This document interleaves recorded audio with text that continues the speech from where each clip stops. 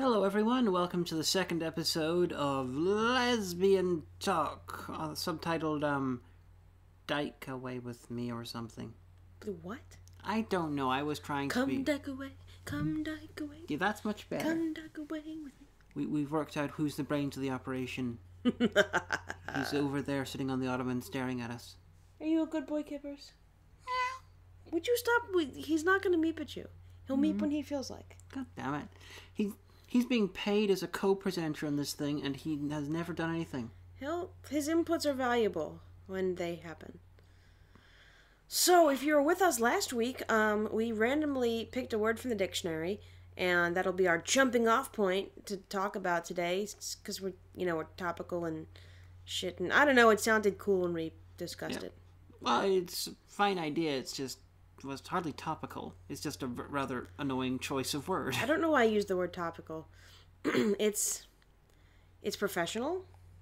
Maybe. I don't know. Sounds like something they do on a radio show, you know. The word was white. White. Like White Christmas or White... White stupid people being annoyed by Django Unchained. Damn it, white people. Yeah, fucking white people. Oh. Or, I don't know if you knew this about me, I hate white chocolate. You do? You know why? Because it's imposter chocolate. It's not even real chocolate. It's basically white fudge. There's no cocoa involved at all. It's just butter and sugar and fat. Wow, this got racially charged and fast. I love white chocolate. Ugh, and liquid white chocolate makes me sick. It's just disgusting. It's like it's like when they came out a few years ago with the white chocolate Reese's cups. I was like, why? Why did you ruin peanut butter? Why did you have to act as though they were making you buy it? Did they get rid of the original? No. Well then. Well, that was back in a period of time when they were very lost as a company. Like they had the dark Reese's cups, which they're okay, and they had these weird crunchy ones, and then we had these weird reversed ones that was like peanut butter tasting stuff with chocolate in the middle, and that was nasty. And they brought out the white chocolate ones. They brought out the huge big cups, which are still around. But the big cups used to exist in white chocolate format too. It was a hard time for Reese's. I am so enchanted that you were complaining about white chocolate Reese's Pieces whenever... No, Reese's Cup. Reese's Cups, sorry. Whenever everyone knows American chocolate isn't actually chocolate in the first place. It is chocolate. You're just spoiled because your chocolate's made a different way, but our chocolate's European and shit. Oh, shut up. Shut up. It is not. It's just, no. I mean, you had Hershey's, which is like, that's like as American as freedom and bigotry. I mean... So like those two things, Hershey's didn't actually originate in America and is not exclusively found in America? Yeah, Hershey did originate. Milton Hershey, he founded the company. He lived in Hershey, PA. I mean, freedom and bigotry didn't originate in America and aren't exclusively found in America. I was being facetious. Well, I was being silly and therefore making it sound like you were claiming that Hershey wasn't. We're getting off topic. So we don't have a topic, but I like white chocolate. It's less. I know it's it's less good for you and it's less. It's less everything than, darker chocolates are, but... It's like you eat a whole chocolate bar, you're like, that was good chocolate. I feel the endorphins rushing through my veins. You eat like a piece of white chocolate, you're like, I might puke. It might happen. No, I can eat entire white chocolate bars. Well, you're not getting in my car afterwards. I don't believe I've ever thrown up right after eating white chocolate. Yeah, but now you will because I've said so. Maybe suggestion. Maybe white chocolate is different in America and Europe. It's nasty. I mean, well, okay. If next time you're here, bring me a UK piece of white chocolate and I'll try it. It might taste different from the way you guys do it. I'll bring you an entire chocolate bar. I'll have a piece and you can eat the rest, which is probably your plan to begin with. No, I think if I had my plan like that, I would just eat the entire chocolate bar before I left the UK. Oh. Now, yesterday, Infamous Sphere, who's a person on Twitter who's a fan of my show. We didn't actually say who we were, but that's okay. I'm DIAMANDA HAGAN, and this is the Omega. Hi. She is a fan of my stuff. She follows me on Twitter, and I tweeted a picture from pimpthatsnack.com, which is a wonderful site where you make giant versions of snacks. Everything Mars bars. What a world that's a thing that exists. Mars bars, Jammy Dodgers, Jaffa cakes. What did you say? Jammy Dodger. That sounds like a sex act too. Yeah, everything in the UK, according to you, sounds like a sex act. Only some things. Admittedly, Bubble and Squeak does too. House of Parliament. That doesn't... You can't really do anything with that. There's 2 houses of Parliament. No, that's if you have 3 people involved. But anyway, we're keeping this PG-13. Speaking of PG-13... Wait. What? But Infosphere sent me a picture of... They'd pimped a snack, but they didn't put it on the website.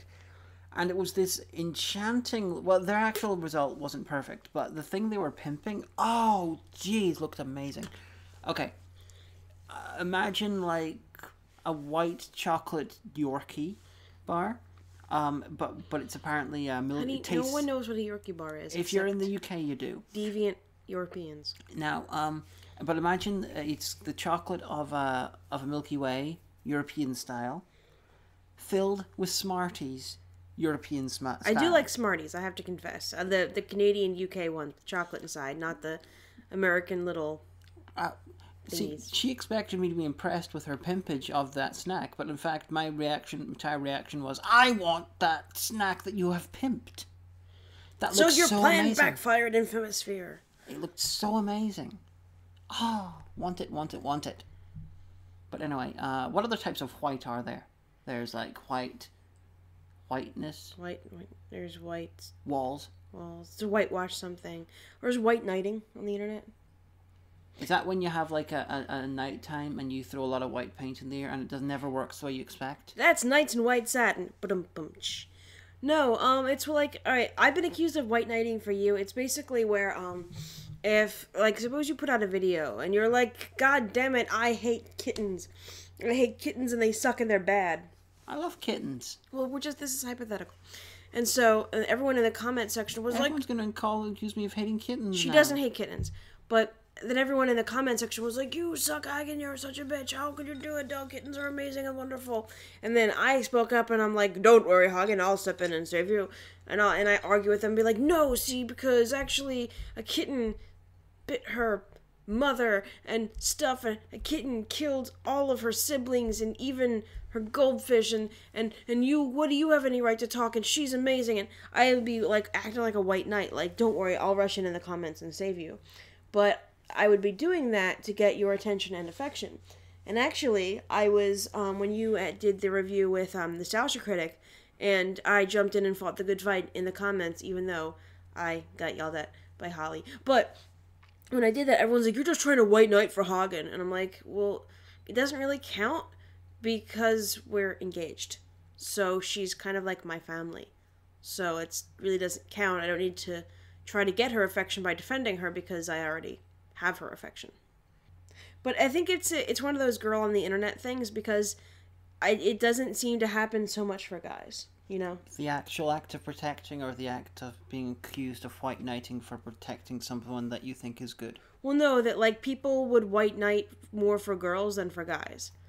Like, I mean, I've seen stuff like, I've seen, you know, people being accused of white knighting for like Film Brain or Welshie or something, or Spoonie or, you know, something like that. But I think that because women get attacked more on the internet, you know, anyone that sticks up and says, hey, wait a second, I don't really think that calling this person a slut has anything to do with their political point. And they're like, oh, stop white knighting for them. Yeah, it's entirely possible that if one group is attacked more, then naturally people are going to notice that and try to defend that, and then other people are going to accuse them of doing something else. Your point. I don't know if you're entirely right, but your train of thought is entirely logical. Well, it's something that I see a lot. I mean, to the point where, like, I sometimes don't jump in and say something. You know, like, if, you know, one of our friends puts out a video and they get a lot of flack for it. If someone's being really unreasonable in the comments, I'll jump in and fight the good fight. But sometimes just, like, I'll half write the comment. I'm like, no, you know what? They're a big girl. They can defend themselves. I'll just be accused of being a white knight anyway, so. Heck, whenever commenters on my videos act like twats, I'm usually one of the ones who reacts to them. Yeah, I know, but that was an extreme case, and I felt the need to get, you know, like, because my thing was, Someone accused me. They were like, "Oh well, you just think that we're not allowed to disagree with Hagen." And I was like, "No, you're allowed to disagree with her view of the movie. You're allowed to disagree and not like her style. You're allowed to not think her jokes are funny. But the second that you attack something else, like saying horrible things, then I'm gonna step in. You're allowed to disagree and not like her stuff. There are jokes that she writes that I don't like." Yeah. And it kind of spun out into like 10 plus pages of comments. And then Holly got off work and saw it and chided me on Twitter. And then I had to go into abashment and be ashamed. Although, she was allowed to troll, which I was like, hey. Yeah, watching, sometimes the comments for good and ill can get insane. I didn't see all of the comments that were on Heavy Metal, but... Well, she deleted a whole bunch of them. So. I was expecting shit on for that. The first reaction that my videos get, tends to be loud and quite often abrasive against it, because it's different than most people's videos, at least aesthetically. In its core, it's a very, very traditional internet review show without very much of an interesting spin on it. It's sure it's got more skit stuff and it's got the characterization of supervillain, but and you have an accent. I do have a odd accent, which doesn't actually sound like where I'm from, but it's not actually an untraditional review show. It does things extremely by the book and straight. Owen Citizen and Nostalgia Chick do more interesting stuff with the genre than I do. So I think it's a knee-jerk reaction against the stylistic elements of it, mixed with the knee-jerk reaction that people get whenever they've never seen a reviewer before.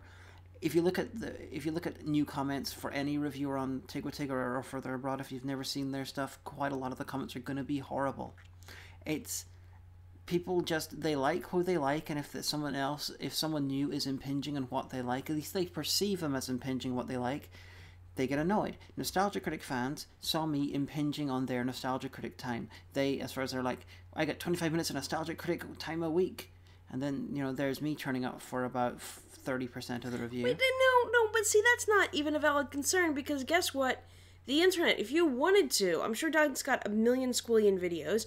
You could just sit yourself down, with a bottle of soda and a pile of snacks, and you could watch Nostalgia Critic videos till evers and evers. I'm not saying I agree with what they're doing. What I'm saying is this is the logic that drives it, at least partially, I think.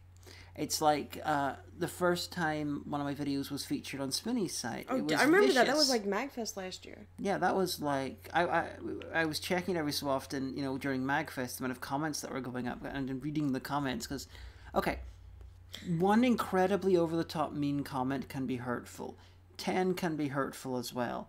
670 becomes comical. It's the difference between, seeing a film where someone bashes their thumb with a hammer and someone, sets himself on fire by doing that, falls down and gets attacked by sharks on the moon. It's ludicrous. Didn't Mel Brooks say, tragedy is when I cut my finger, comedy is when you fall into an open sewer and die?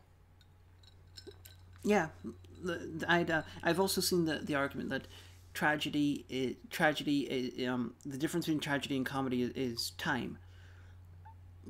Since it happened, well, I'd argue it's distance. If it happens to someone who's not you, if they're far away from you, then it's funnier. But Rome got sacked. No, what I'm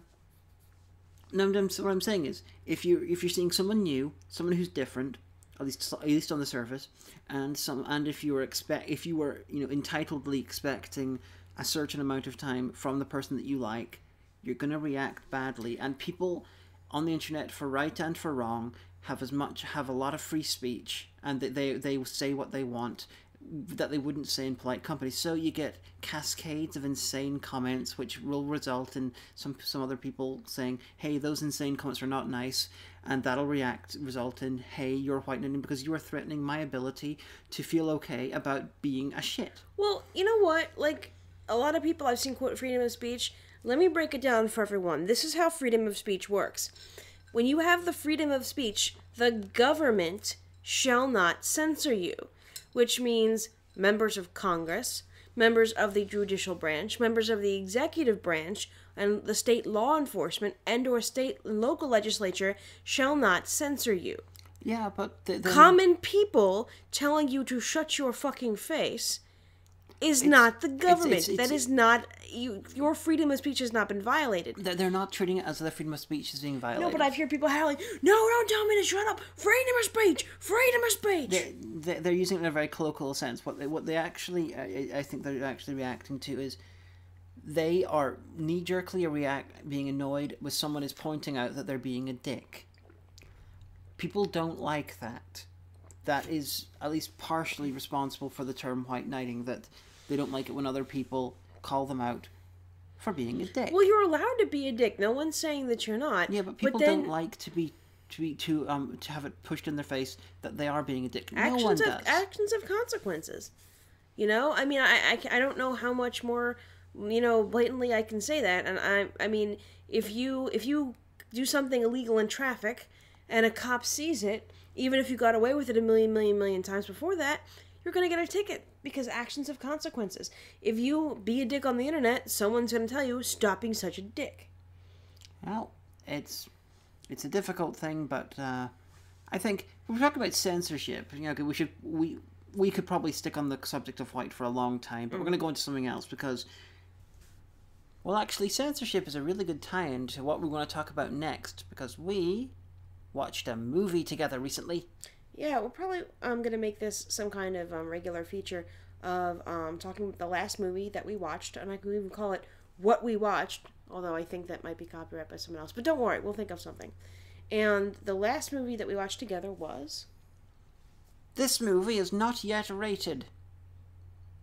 And it wasn't rated. Well, it was rated, but that was kind of the story of the documentary.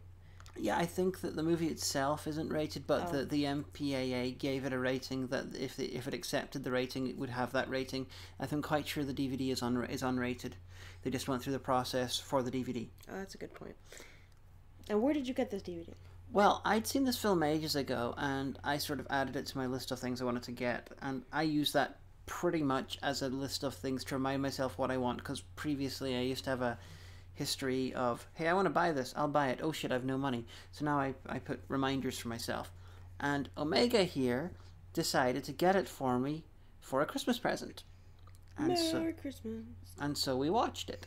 Although I do have to say there was a little bit of selfishness involved, because I did kind of pick DVDs that I wouldn't mind seeing too. And it was because you'd be like, hey, let's watch this. And it was perfectly fine. Forgive me. This movie's not yet rated. Was directed and written by Kirby Dick. His name is Kirby Dick. Yes, his name is Kirby Dick. His dick is Kirby. He's a documentarian. I've seen a couple of his films. He did this movie about outing. I think it's called Outrage, just where he pretty much explicitly outs a bunch of American homophobic politicians. And they've not officially admitted it, but they give all the evidence. I can't remember who it all... Ed Koch and Charlie Crist, I think. But it's a really good documentary as well.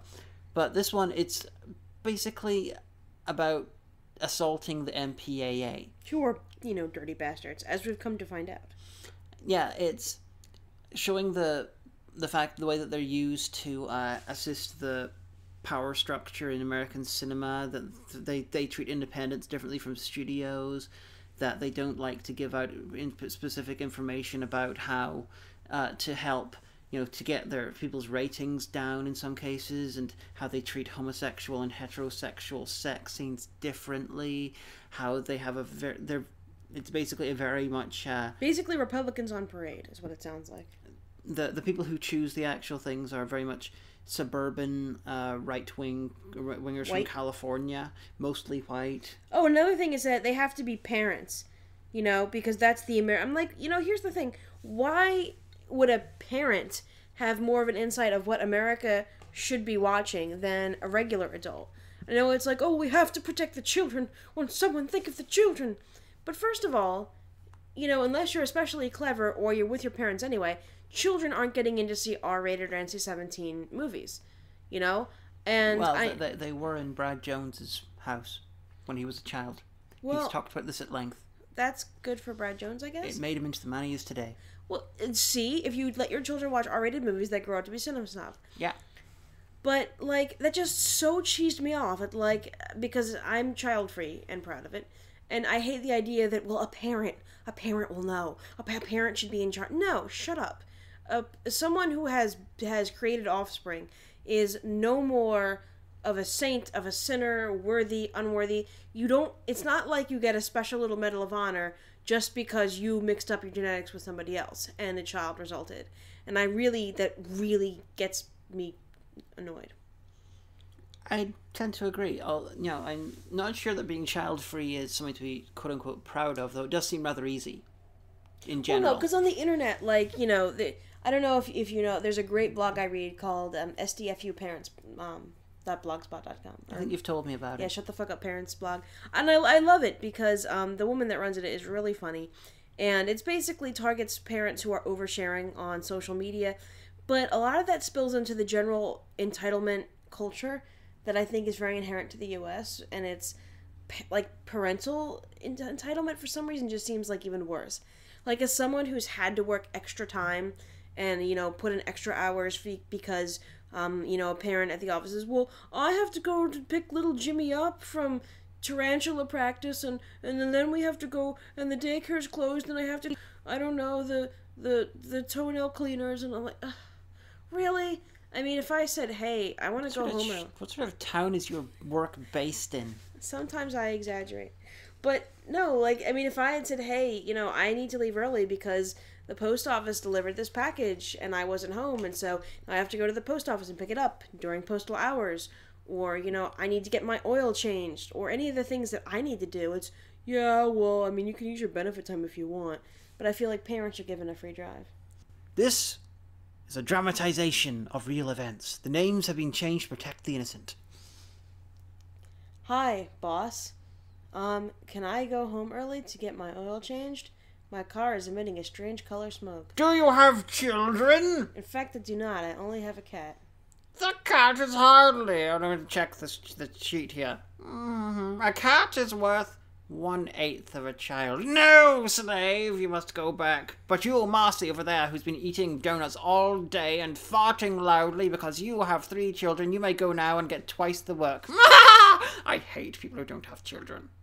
Yes, it's like that, exactly. But yeah, so censorship and stuff. Oh, it was a real eye-opener because, I mean, I always wondered, like, like if you're watching, a PG-13 movie and you see something that's, like, really horrible, or, I don't remember what E.T. was rated, but I loved this movie when I was little. I think it's a PG. Is it a PG? There is the line in the beginning of it, Elliot's older brother tells him, "Shut your mouth, penis breath." And I was watching this years and years later on VHS, and I was like, wow, I never noticed that before. That would have given it a PG-13 rating these days. Yeah, it might have. It depends. A lot of information I put together about how the censorship works, it depends on a lot of different things. E.T. came out before the introduction of PG-13, so PG-13 came out because there was a big jump between PG and R, so that's why that came in. But I don't know if penis would actually put it up to a PG-13 or not. But penis breath involves that he would be going down on someone, and Elliot is a boy, and so that would be like a homosexual act. I don't know, or could it mean that his breath just happens to smell similar to penises? Well, how would his older brother know? I mean, like, the gay is involved, and no matter where you look, the gay is involved.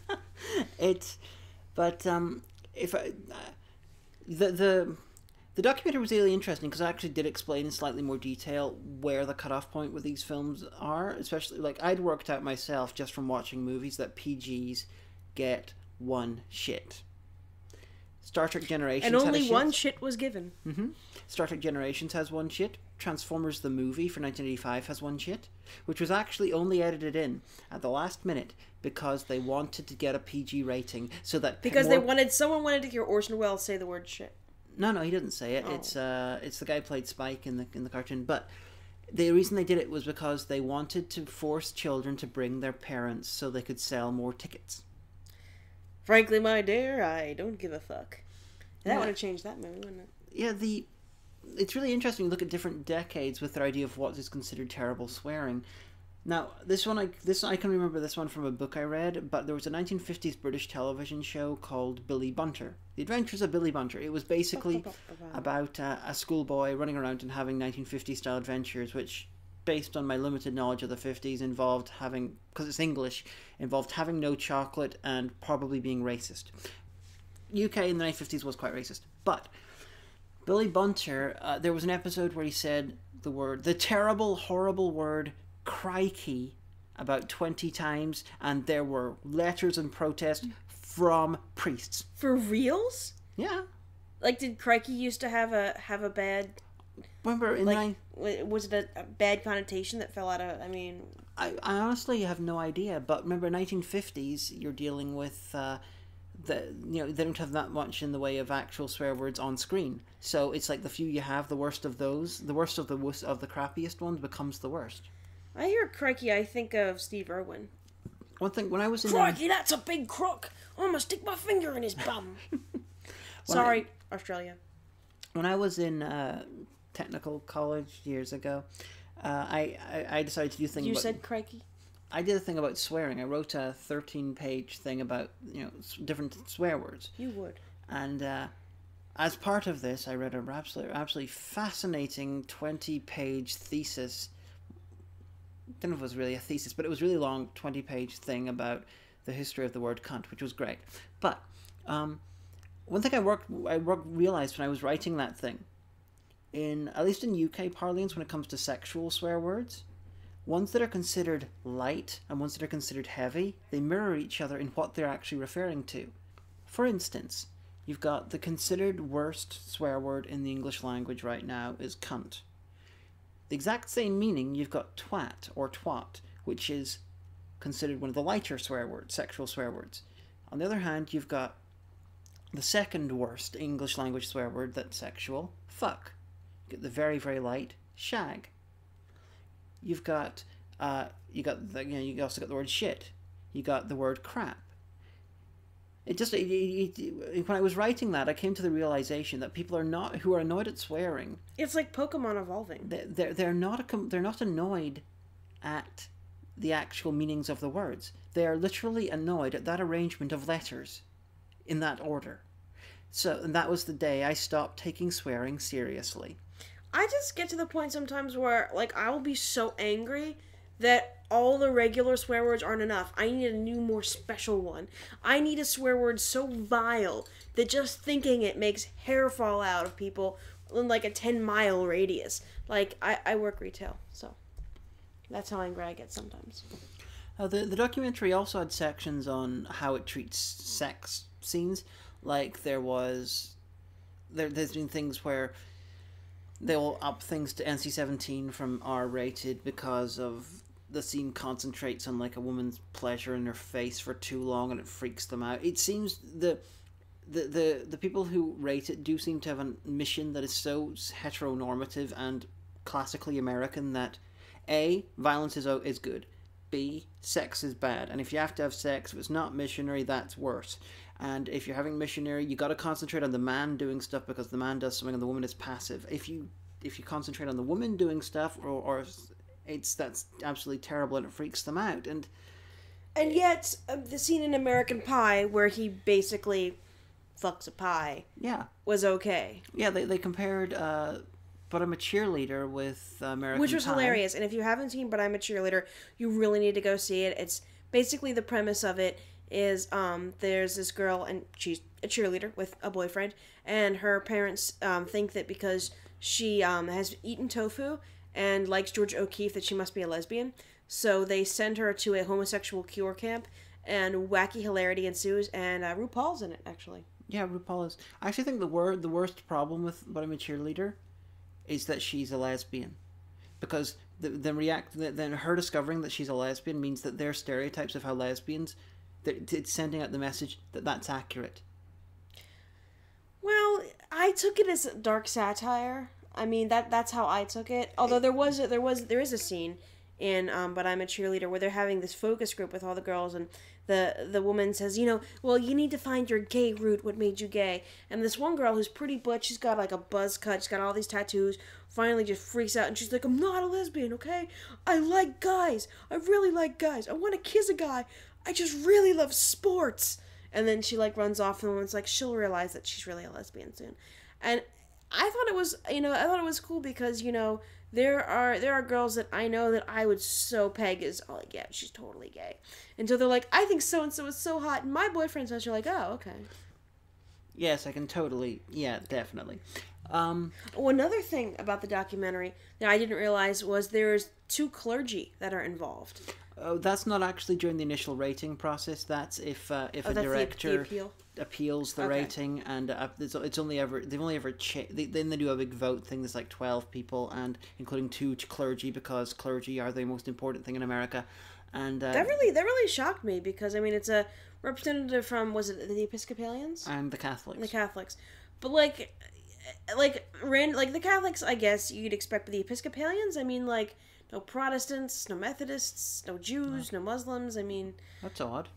I thought Episcopalians and Methodists were Protestants. I don't know. Quite honestly, and Lutherans too. I thought they were Protestants. Isn't Protestant a really big umbrella term? It confuses me. I mean, the brand of Christianity that was in my family was Roman Catholicism, and so I know that there was like Martin Luther and schisms and things, and I just never bothered to learn that part because that didn't seem important to me. But I know that there are Unitarians, and they're fun. Yeah, Unitarians are barely a church. They're like, basically, do you want to come over and hang out with all of us, and we're gonna drink soda and, play Pictionary and eat food? You might be a Unitarian, so come over to our church. I mean, that's like basically... But they compare side by side the American Pie scene with But I'm a Cheerleader, and they're showing that, the stuff that was in the American Pie trailer that was available, for anyone to watch, comparing to the stuff that was in But I'm a Cheerleader, which was a lot less graphic, but yet they insisted on But I'm a Cheerleader being on a higher rating than the fucking trailer for the other one. It basically seems to be a method of, anything that's independent or we think personally is deviant, then we're going to make sure it doesn't get an audience. And, I mean, thank God for people like Lloyd Kaufman, and, like, they interviewed John Waters, and he talked about, getting an NC-17 rating for something, and he asked why, and they said, well, are you really surprised? Well, with, I don't know if it's so much a case, I don't think it's so much what they consider deviant. I think it's what they want the status quo of what is considered normal to be the thing that gets the most pushing. That's what they want. Guess what? Gay people exist. They often have sex. I'd argue straight people get up to a lot of crazy monkey shit too, if the internet's to be believed. I'd argue that the people who double standard a gay sex scene, which to a straight sex scene, are homophobic, but they're not the over-the-top virulent homophobia. It's the much more subtle form of homophobia. And isn't that worse in some ways? Because if someone's over the top, like Westboro Baptist, pretty much even the KKK can point at them and say, yeah, they're pretty much evil bastards. But if you're like all like subtle and sub rosa about it, it makes it even worse because you don't get called out. When it comes to the KKK versus the WBC, I use them as an example of extremists. Well, it's true, but there's a very definite reason for why the KKK are acting like that. Why? The Westboro Baptist Church hate America, and they hate everything it stands for. The KKK, for all of the shit they do, they are legitimate patriots. They love America. They just have a very particular view of what America should be. Well, all right, you've got a point there. It's a patriot is not always someone who's nice and just flies a flag and loves the country for the best parts of it. A patriot can be the worst person in it. It just means they're dedicated to how they think the country should be. But we've completely... we saw a movie one time, is the long and short of that. It's a fascinating documentary. It can be very, very depressing. It is depressing.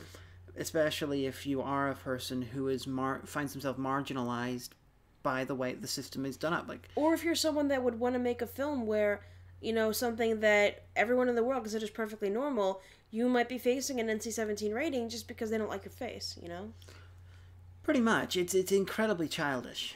like the British one is probably no better. It's called the BBFC, and BBFC. It used to be called the British Board of Film Censorship. Now it's the British Board of Film Classification. I think it changed in the 50s, but Margaret Thatcher.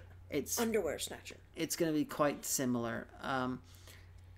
I honestly don't think that the NC-17 or the 18 rating in the UK should even exist. As far as I'm concerned, once you've hit 16, okay. Oh, sorry, no. Once you in your country, if you're legally able to marry and you're legally able to join the army, you should be able to watch anything that is legal to watch in that country. I don't care what it is. In the UK, I'm pretty sure that would make it 16 that you could, as far as I'm concerned, if it's legal to watch, you should be able to watch it if you choose. So that was what we think about that.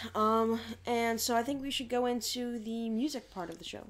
Yes, we should. That actually, we took longer on that than we expected, didn't we? I'll fix it in post. No, it'll still be pretty long. It's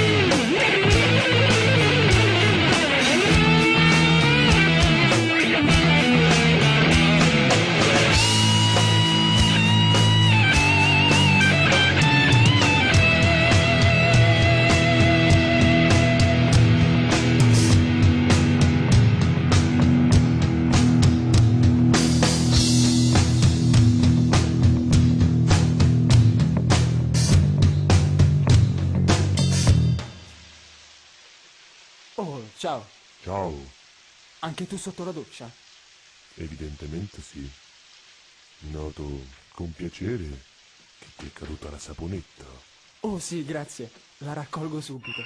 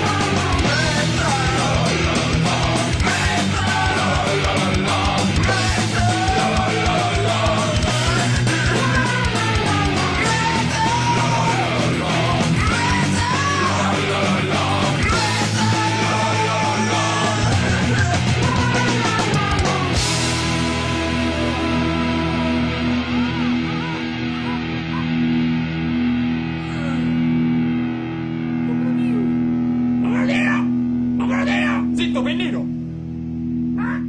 Pennino! Pennino!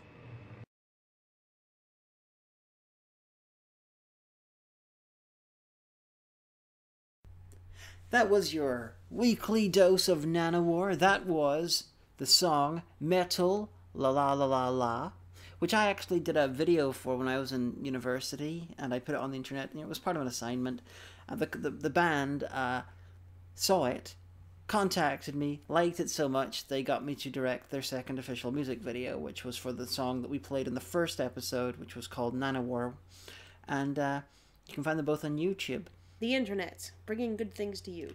And this is why I sort of know the guys, and they were happy to let us use their songs in this podcast. Lovely guys, all of them.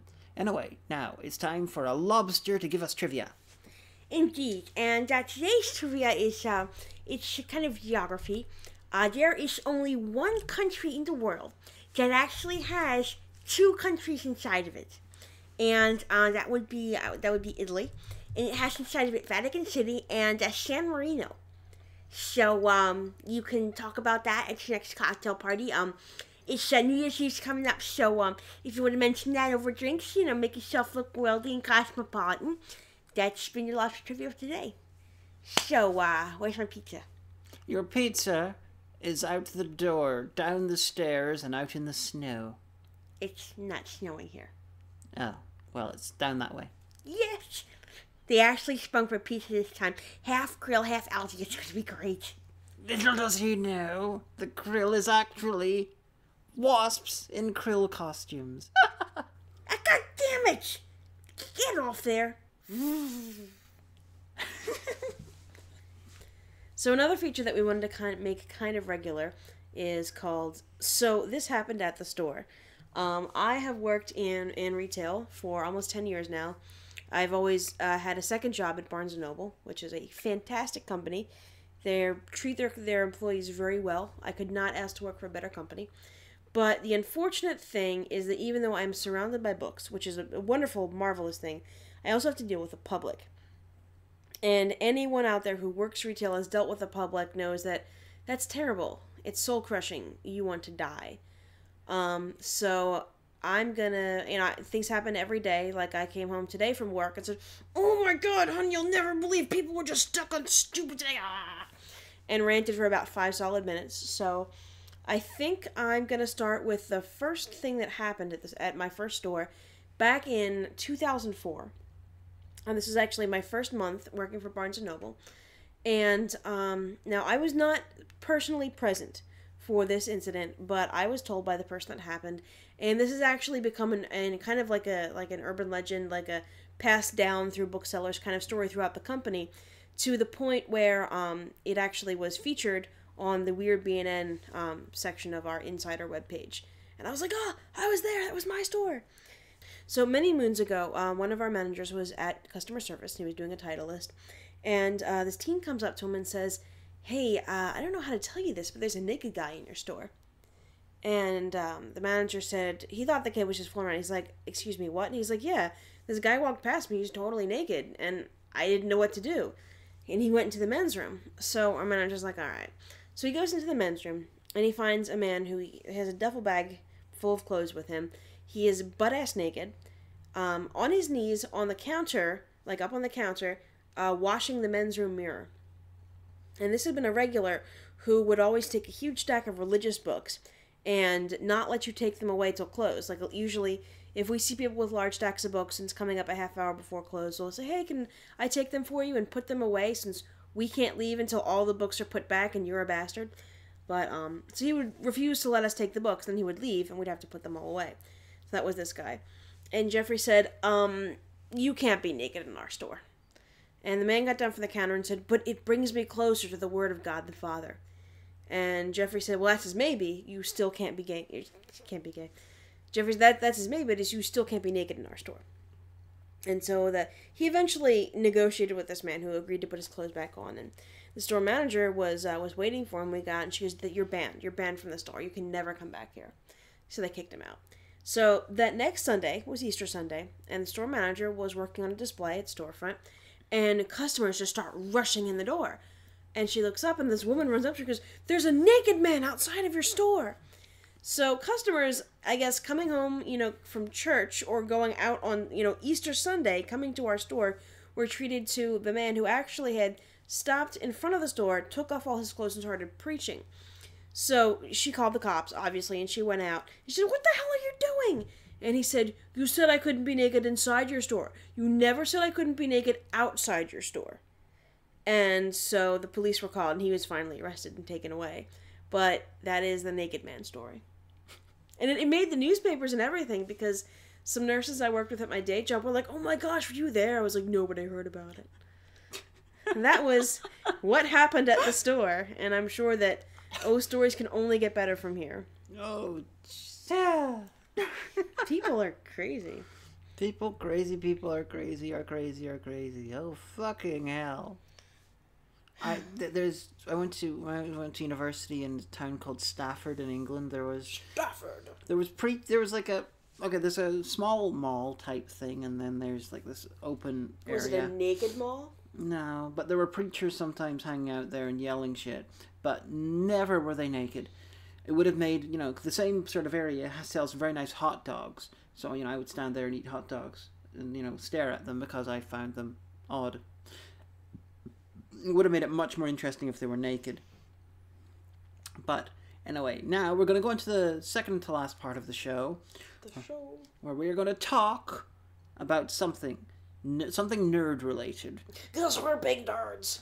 And it'll probably be on the name of the episode, so you probably already know. But since you are the expert this time, what is it? Well, something that's been getting a lot of buzz recently is pen and paper role-playing games, RPGs. I know that Dungeons & Dragons is on, its 7.5th edition. I stopped paying attention when it became like World of Warcraft, but whatever. But something really cool has happened recently. White Wolf Gaming, which were really, really, really big in the 90s. They had several different worlds, but their biggest was the World of Darkness. And this basically defined non-D&D pen and paper RPGs for pretty much a solid decade. Their flagship title was Vampire the Masquerade, a game of personal storytelling horror where you were a vampire, and you had to deal with what it was like to be a vampire and have really awesome powers. Like sparkling. No. And fighting Native American people who are shirtless. No, this was... And dating a woman whose mouth never closes. I just slapped her I just stage slapped her in the face. Don't worry, it's fine. But no, this was pretty much before vampires sucked. Ha ha. No. They had a whole bunch of other supernaturals that fit into this World of Darkness. They did some other stuff too. They had a sci-fi universe called Trinity. I had no idea about that. Yeah, Trinity was a futuristic... I was never really into Trinity. But they did a whole bunch of stuff. And then in 2004, they kind of pushed the reset button on the World of Darkness, creating what we call the New World of Darkness, or NWOD. Which is terrible. It's not. You just think it is. It has its merits and its detractors. I'm a purist when it comes to World of Darkness. I prefer Masquerade. Old World. Well, we'll get into that in a second. But White Wolf was actually bought out by CCP, which is the Icelandic company that runs EVE Online. And for a while, there was talk of a lot of cool new stuff coming down the pike. I believe they are still in development on the World of Darkness MMO. Not sure, when that's going to come out. I hope that's an MMO that Yeah, I'm really excited about that. But I know development's been pushed back a lot on that. There have been some cuts at White Wolf and CCP. But something really cool has happened recently, and I'm really hoping that it will reinvigorate the World of Darkness games. Is that a publishing company called Onyx Path has leased the rights to the both Old World, which they're calling Classic World of Darkness, and the New World, or Regular World of Darkness.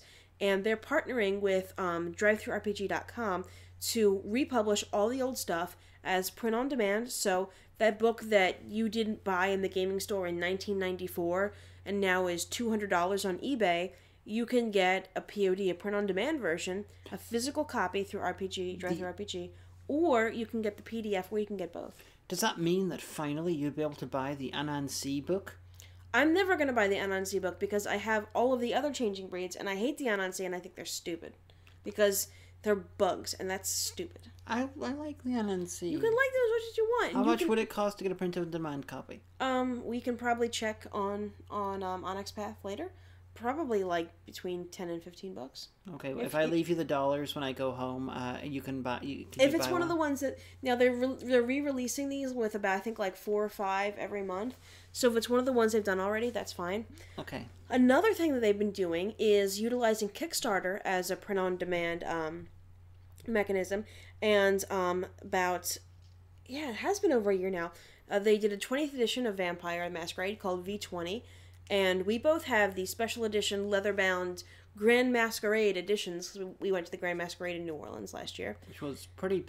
We didn't actually do much role playing. We pretty much decided we're not going to be in New Orleans. Do you want to hang out with role playing stuff, or do we want to do touristy things? We did touristy things. We did buy these books, and they are lovely. And so White Wolf has been So Onyx Path has been doing that with all of the Old World books, and I actually was really lucky to be able to participate in the Kickstarter for W20, Werewolf the Apocalypse 20th anniversary, and it's going to print I think sometime in January or February. And the cool thing is that they made their goal in 3 hours, and I think managed to raise like an insane amount of money, like several $100,000. And they kept adding stretch goals, like if we meet this, then we'll get new fiction, we'll get a storytelling screen. And I'm really excited because I'm really thinking that this, doing this through Onyx Path, using the combination of print-on-demand technology and ebook stuff, will kind of rescue World of Darkness from being just kind of like a 90s thing. Yeah, it did seem to be pretty.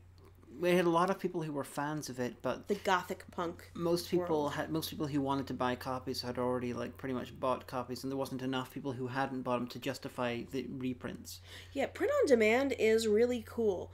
It's different from vanity publishing as far as the book industry goes, because you have an actual press behind it. It's not just I gave iUniverse $500 and they gave me a book. It's really cool because a lot of stuff that just is too expensive for a physical copy can see the light of day, or you can have the option to have it on your device. Like I have a Nook tablet. A lot of people have Kindle, iPad. It's just so easy. You know what I'd like to see?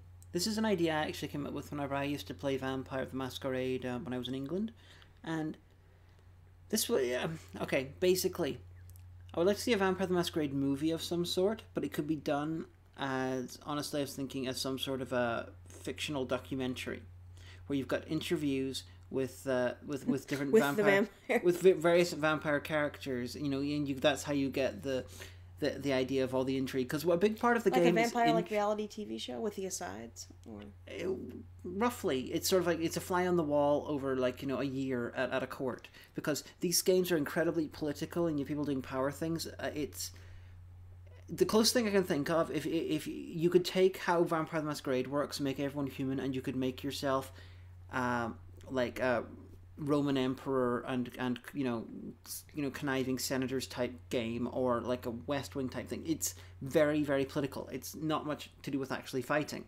That would be D&D. Awesome, because the only visual thing to come out of everything was that really, really, really bad TV show that they did in the 90s. Which I have on DVD. I bought it because I heard how bad it was, and for about a year and a half I was lending it to people in the vampire game that I was at, so that they would watch it all and then pass it to someone else, and then pass it to someone else. It was a bit like The Ring. Ugh. But no one died. I mean, it was a good try, but they badly needed someone who actually knew how the game worked. Yeah. For the characterization and stuff. But imagine a Vampire the Masquerade documentary, and then the only problem I can think of is that the point of Vampire the Masquerade is that you're supposed to pretend that vampires don't exist. So here's my logic. This is a double bluff. So how do you convince the people that vampires aren't real? You make a fake documentary that is being done for entertainment purposes, therefore reinforcing the idea that vampires are not real. I can see it. I mean, or you could do it as in like an industry insider, like someone's ghoul or something like that. You'd have to mess with it because, of course, the first thing that would happen was all the diehards would scream, "No, are you kidding me? If you tell people who the Tremere are and how thaumaturgy works, it's Yeah, it's gonna annoy people. I understand that, but it as a very and the last episode could end with some guy running into Elysium, and then the camera pans when he goes, "Halt! Reality deviance," and everything fades to black. well, if it's a Technocracy rocks. if it would be a documentary, it would be like one film. But I did have an idea that they should do a Vampire the Masquerade movie series based around sort of the West Wing type idea. You got just the goings on in court. Start off with your main character being a very new person. By the end of the 5th season, they're Prince. Alright, I could see that. That actually could be pretty cool. You build it from the ground up. I did like Masquerade. It was really cool. I do think that Requiem also has merits, though. I know you dislike Requiem, but I really like it. That's simple. It could be something as simple as the fact that Toreadors aren't a proper clan anymore. Well, but here you can still play. First of all, they're a bloodline. Second of all, you can still play that concept. The if you don't know, because I realize that not everybody has an entire library like I do. The main difference between the Vampire the Masquerade that came out in the 90s and the reboot in 2004, Vampire the Requiem, is you had 13 original clans that were descended from Cain, and Cain was the first vampire. And there was a billion bloodlines, and there was all this stuff, but your main power stat was your generation, which traced how far removed you were from Cain, the first vampire. In Requiem, you have, also in Masquerade, you had 3 main factions. You had the Camarilla, who were like the civilized, courtly ones, like, don't worry, it's going to be okay, which is not going to tell the humans. You had the Sabbat, which were kind of like an anachronistic, vaguely Catholicism descended, bestial, almost anarchs, but rebels, I guess I would say, that bucked the idea of the elders. The Sabbat want to kill the humans or lord over them, while the Camarilla want to pretend that they don't exist. Yeah. The Sabbat don't care. They'll just show their fangs and claws and massacre a whole bunch of people and not care about it. You also had the Anarchs, which were kind of like, yeah, shut up. We don't care. We don't care about the Sabbat or the Camarilla. We're just awesome. We're independents. We're Anarchs. Kind of like bikers. And I've never seen Anarchs played well, so I tend not to like them as a faction. But that's what you had going on. So you had your clan and you had your faction. In Requiem, they kind of add a little bit to that you have 5 main clans, and their origins are mysterious. They're always hinted at, but you never know what they are. And you can have a billion bloodlines. Basically, if your blood's powerful enough, you can just create your own bloodline. But you also have these 5 covenants. And the covenant is your kind of guiding philosophy on vampiric life. Like, you have one that's very religious, like Christian kind of religious. You have one that's very religious, being very pagan. You have one that's basically kind of like, the young blood, Democrats and thinkers and idealists. And then you have one that's like very traditional, like, we're going to do things the way we always done because we're bastards. And then you have one that are basically investigating the vampiric condition. So you have your clan, you have your covenant, and then there's a million other things that you can do with that. So as a little mental exercise while that was being talked about, I was trying to work out what of these new sort of things Richard Dawkins would be in, and I think that he would be the one in the investigating the vampiric condition. Yeah, I could see probably him annoying the Christian ones. I could see him being an Order of Dracul, and they're the ones that investigate the kindred conditions. But so in Old World of Darkness, he would have been a Ventru. Because he's rich. Yeah, but you could be a rich member of another clan. He's rich and he's old money, and he's not quite British aristocracy, but he's not that far removed. All right, well, okay, Plus, then I can see that. He's married to Tom Baker's ex-wife, who was also the companion Romana. Oh. And they were introduced by Douglas Adams. Wow. He was actually Douglas Adams' best friend. Bet you didn't know that, everybody. But I don't know why I was thinking about Richard Dawkins, but I thought it was amusing to sort of play in my mind what he would be. What would you be as vampire? Let us know. Oh, also from last time, if you have an unsigned band that you'd like to give a song, we're still looking for not a soundtrack, a theme music. A theme music, yeah, theme song. That's true. And it has to be an entirely original song. Can't be a cover or mashup. It can be and it can be any any genre. We'll sort of work it out between us what we're going to use. And please. Also, if you have any fan art that you'd like to donate, I'm sure everyone saw last week, we'll put it up with a link to who you are and your DeviantArt, or whatever portfolio you like. But I think it's time to pick the word for next week's episode. Okay, and next week is actually going to be filmed. This is going to be the MagFest episode. We're going to record it actually at MagFest, so the quality might be a bit rough. So we're going to don't worry about it. We're going to start off with the word next time, and then we're going to forgo a couple of our things and concentrate on MagFest. We don't know. We'll do it. We're going to do it on Sunday. It's going to be the HAGAN and Omega Dead Dog MagFest Rundown. All right, so we got the Oxford English Dictionary. You take it this time, and I will choose. Okay, so right. I choose page number 562. All right, let me find it. That's too far. This is, as usual, the Oxford American English Dictionary, I think it's called. Yeah, it was so old. I bought it for my parents bought it for $4.95 in. This is 1979 is when this dictionary this is an old one, so there's you said 562. Yep. So there's no words like Facebook in it. Okay, then 1 or 2. 2. Hold on.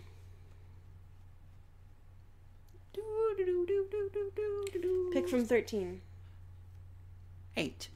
All right. 1, 2, 3, 4, 5, 6, 7, 8. That is the word recover. To regain possession or use control of. To obtain as compensation. Sought to recover damages from the company. To return to a normal condition after illness or unconsciousness. To regain consciousness or calmness or one's balance. It sounds like something we can do something for. Because we'll be recovering from MagFest. So that's been us. Have a good week, everybody. And unfortunately, Kippers didn't say anything. He will next time. Oh, well, we'll be in MagFest. He won't be here. He'll be thinking it. Okay. See you later. I'm DIAMANDA HAGAN. And I'm the Omega.